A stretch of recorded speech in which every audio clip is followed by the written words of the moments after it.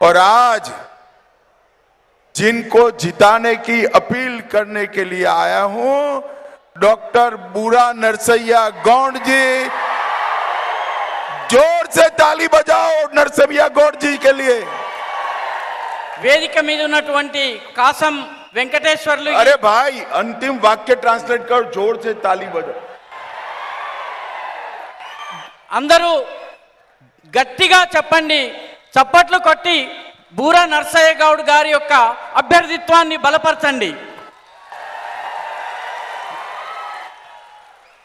और आज पोंगीर की इस विशाल जनसभा में आए हुए प्यारे भाइयों, बहनों, माताओं और मेरे जिगर के टुकड़े जैसे युवा मित्रों, आप सभी को नमस्कार।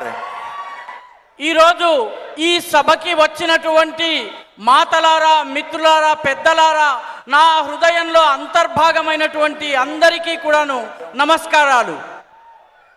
सबसे पहले मैं भगवान लक्ष्मी नरसिम्हा स्वामी को प्रणाम कर कर मेरी बात की शुरुआत करना चाहता हूं। मैं स्वर्णगिरी वेंकटैया बालाजी मंदिर, कुर्मावेली मल्लिकार्जुन स्वामी, कोलक नपक जैन मंदिर, दक्षिण सोमेश्वर मंदिर को प्रणाम कर कर मेरी बात की शुरुआत करना चाहता हूं। मैं बस चलेगा भी। मैं कात्कीय रानी रुद्रमा देवी को मन पूर्वक प्रणाम करना चाहता हूं। अब कर నేను యాదగిరి లక్ష్మీ నరసింహ స్వామి। सुनिए भैया, इस छोड़ दीजिए, अब एक एक लाइन का करना मेरा। हाँ? आज जिन्होंने मुगलों के सामने लड़ाई लड़ी, ये महाराणा प्रताप वीर योद्धा, जिन्होंने देश की आजादी के लिए अपना सर्वस्व न्यौछावर किया, वो महाराणा प्रताप का जन्मदिन है। मैं महाराणा प्रताप को भी प्रणाम करना चाहता हूं। ఈ రోజు మొఘలులను ఎదిరించినటువంటి వీర యోధుడైనటువంటి రాణా ప్రతాప్, దేశం కోసము సర్వస్వం అర్పించినటువంటి రాణా ప్రతాప్ యొక్క జన్మదినము, నేను వారికి కూడా నా నమస్సులను అర్పిస్తున్నాను। भाई और बहनों, ये 2024 का जो चुनाव है, ये राहुल गांधी वर्सेस नरेंद्र मोदी का चुनाव है। మిత్రులారా, 2024లో జరిగే ఎన్నిక రాహుల్ గాంధీకి, నరేంద్ర మోదీ గారికి మధ్య జరుగుతున్నటువంటి ఎన్నిక। ये चुनाव वोट फॉर जिहाद, इसके अगेंस्ट वोट फॉर विकास का चुनाव है।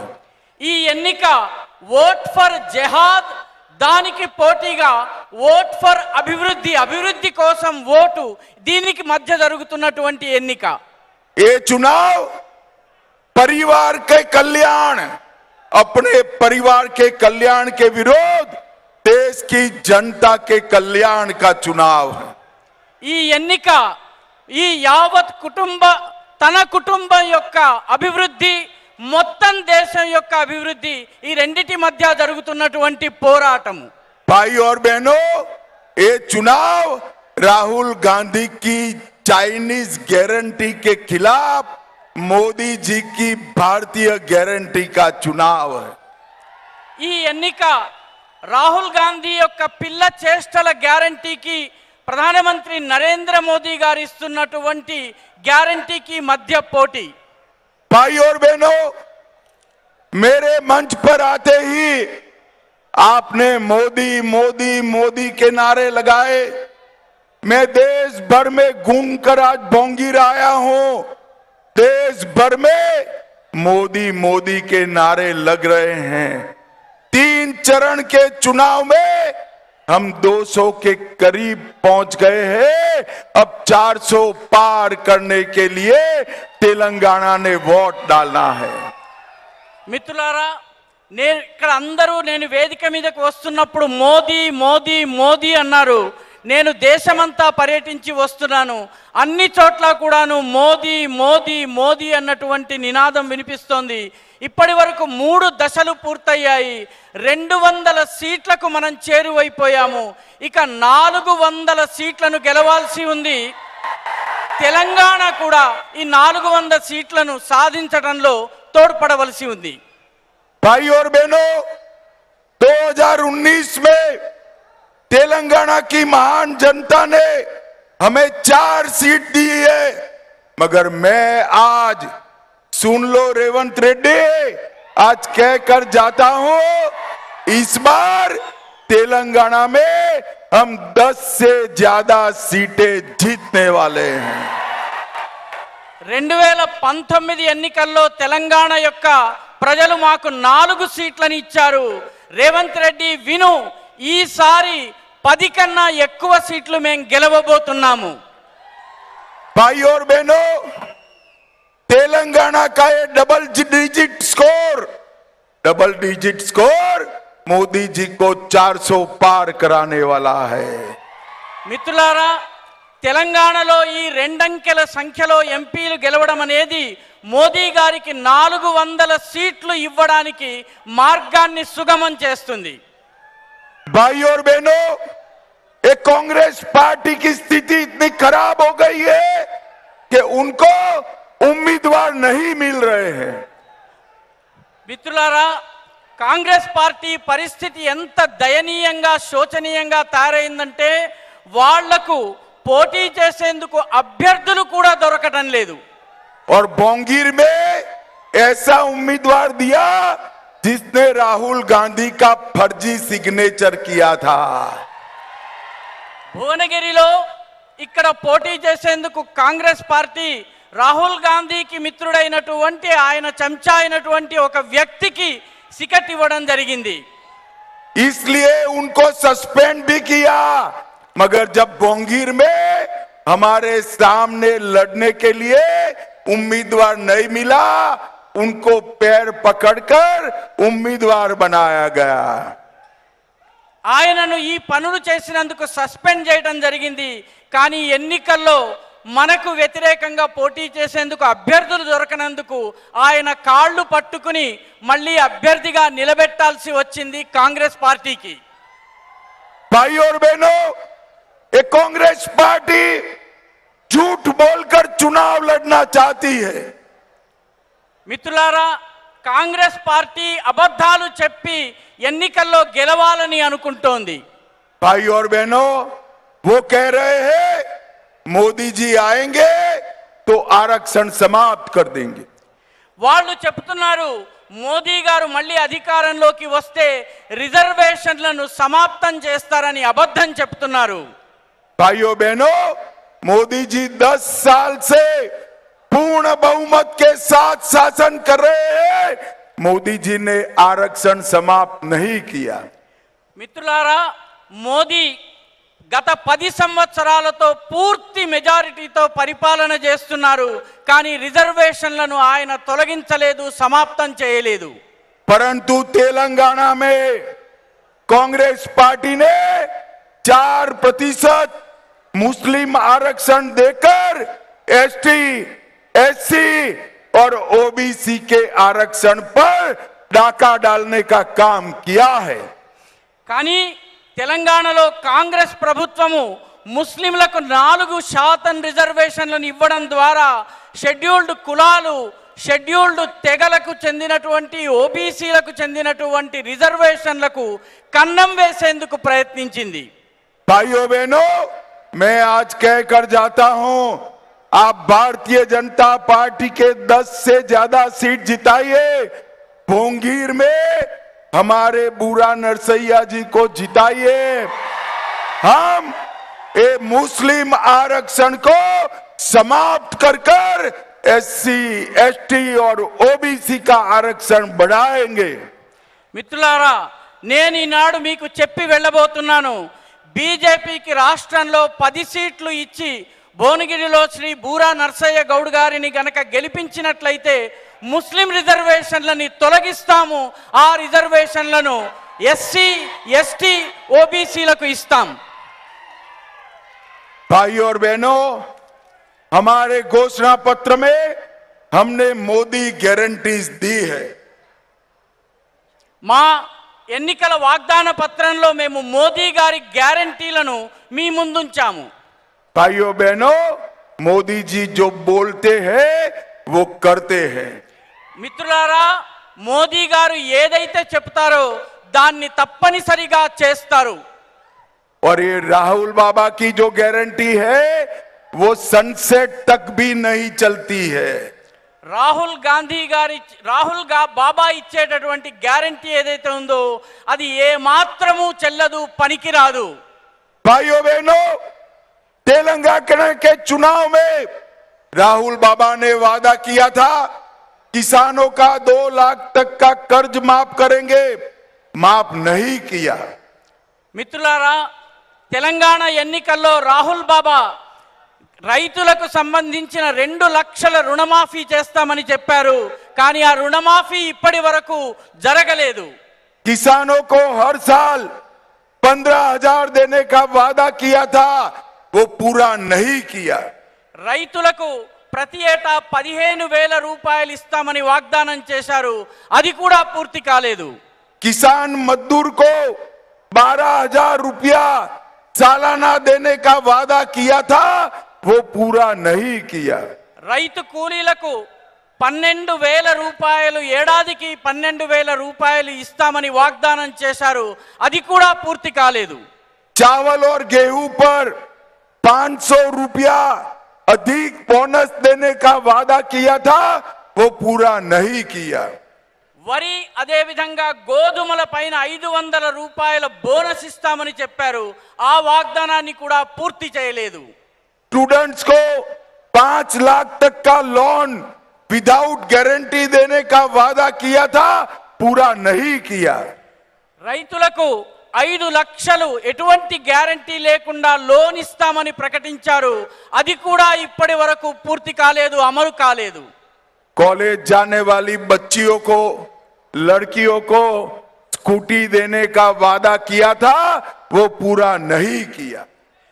కాలేజీకి వెళ్లే అమ్మాయిలకు స్కూటీని ఇస్తామని చెప్పి వాగ్దానం చేశారు, అది కూడా పూర్తి కాలేదు।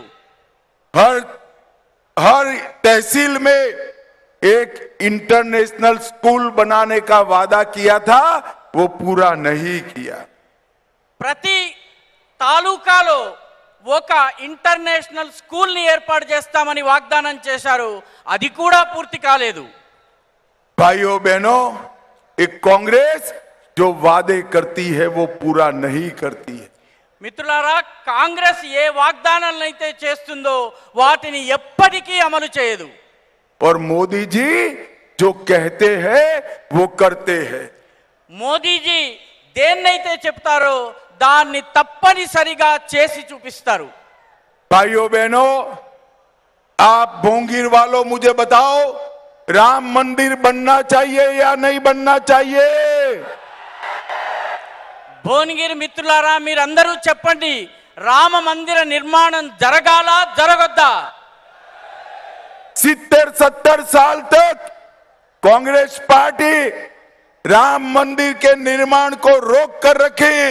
मोदी जी ने 5 ही साल में केस भी जीता, भूमि पूजन भी किया और प्राण प्रतिष्ठा कर जय श्री राम कर दिया।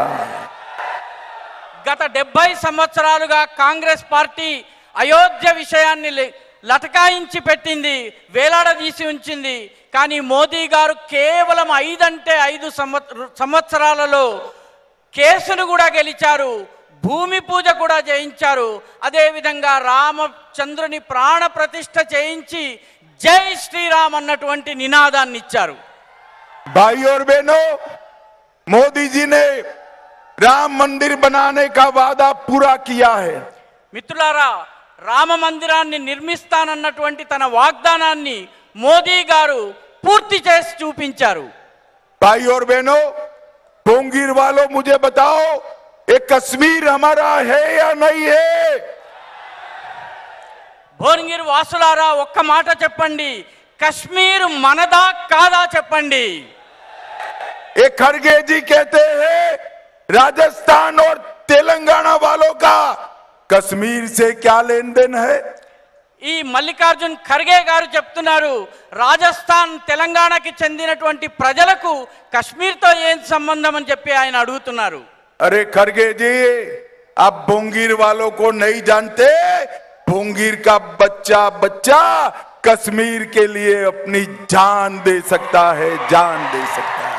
ఓ ఖర్గే జీ, మీకు తెలియని విషయం ఒకటి ఉంది. అదేమిటంటే ఈ భువనగిరి వాసులు ఎవరైతే ఉన్నారో, భువనగిరి వాసులు కశ్మీర్ కోసం ఇక్కడ ఉన్నటువంటి ప్రతి పిల్లవాడు తన ప్రాణాలను ఇవ్వడానికి సిద్ధంగా ఉన్నాడు. भाई और बहनों, मोदी जी ने कश्मीर से धारा 370 को समाप्त कर कर कश्मीर में हमेशा के लिए तिरंगा लहराता रहे, ऐसा काम हमारे नेता नरेंद्र मोदी जी ने किया है.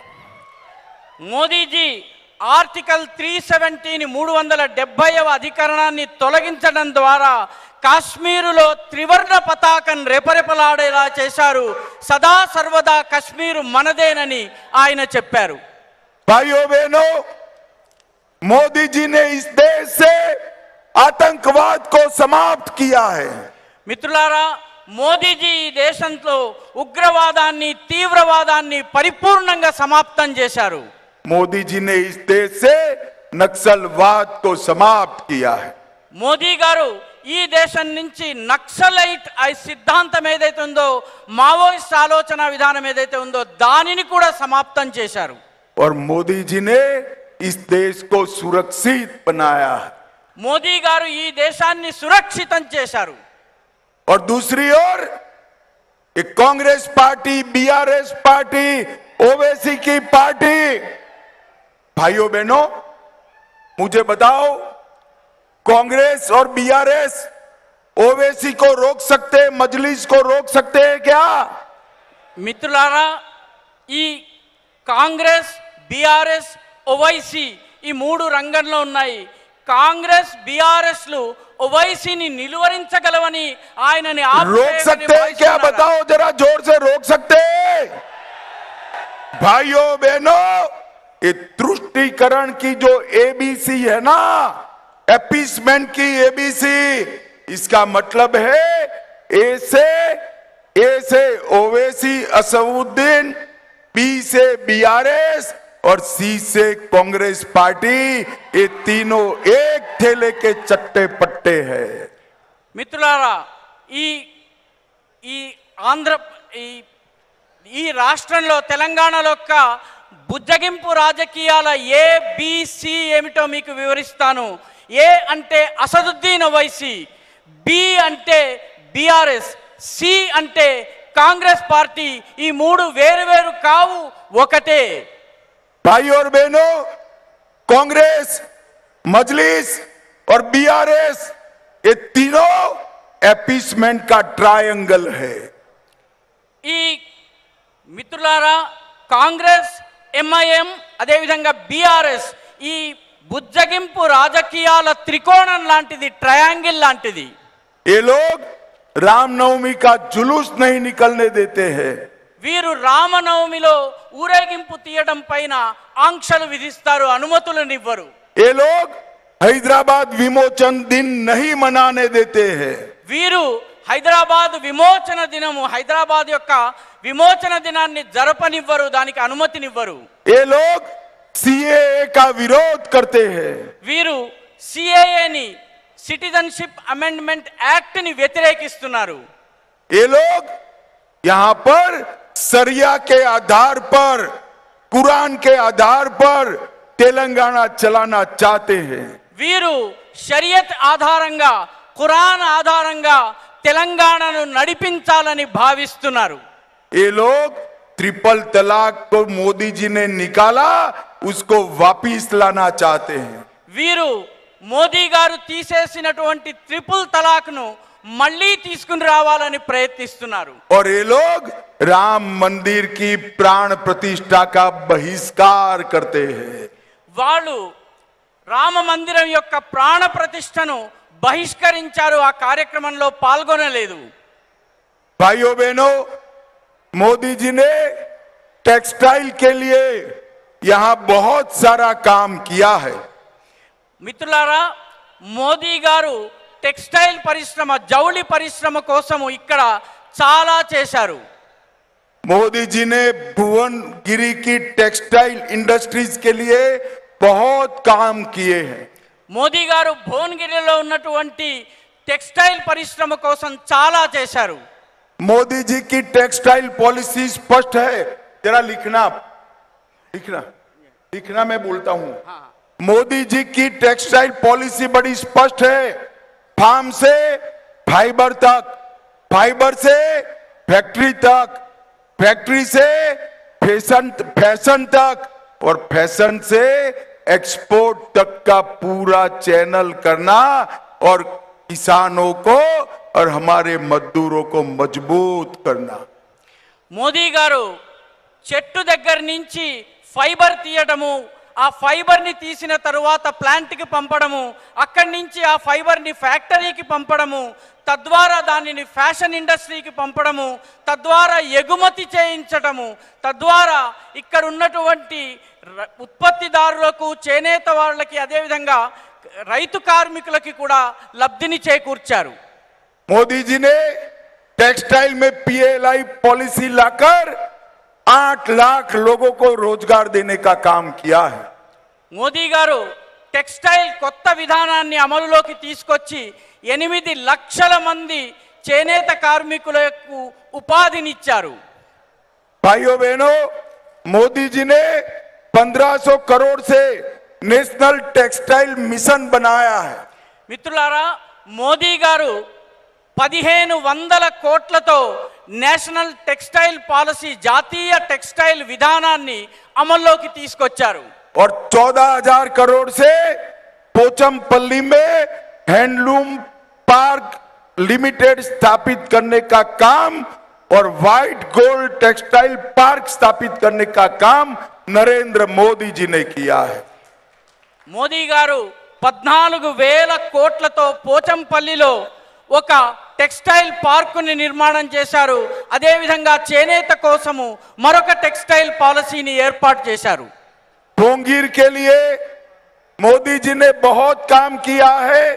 140 करोड़ से भोंगीर से भोपालपट्टनम तक नेशनल हाईवे को शुरू किया। మోదీ గారు భువనగిరి కోసం కూడా చాలా పనులను చేశారు. 140 కోట్ల రూపాయల ఖర్చుతో భువనగిరి నుంచి భోపాలపట్నం వరకు జాతీయ రహదారిని నిర్మాణం చేశారు. और बीबी नगर में एम्स की स्थापना कर भोंगीर, नलगोंडा, वारंगल और खम्मम में सारे गरीब लोगों को फायदा पहुंचाने का काम नरेंद्र मोदी जी ने किया। మోదీ గారు మన బీబీ నగర్లో AIIMS, all India institute of medical సైన్స్ని ఏర్పాటు చేయడం ద్వారా భువనగిరి, నల్గొండ, వరంగల్, ఖమ్మం జిల్లాలకు చెందినటువంటి పేద ప్రజలకు వైద్య సదుపాయాన్ని అందుబాటులోకి తీసుకొచ్చారు. जनगांव और भुवनगिरी रेलवे स्टेशन को नए बनाने का काम नरेंद्र मोदी जी कर रहे हैं। జనగామ నుంచి భువనగిరి వరకు ఉన్నటువంటి రైల్వే లైన్ ఏదైతే ఉందో దాని ఆధునికీకరణ పనులను కూడా మోదీ గారు చేపట్టారు. और कुमारवेली में बिल्कुल अत्याधुनिक रेलवे स्टेशन फिर से बन रहा है। కొమరవెల్లిలో అత్యాధునికమైనటువంటి రైల్వే స్టేషన్ నిర్మాణం కానున్నది. रायगिरी से वारंगल तक 4 लेन सड़क का निर्माण हो रहा है। రాయగిరి నుంచి వరంగల్ వరకు 4 లేన్ల రహదారి యొక్క నిర్మాణం పూర్తయింది.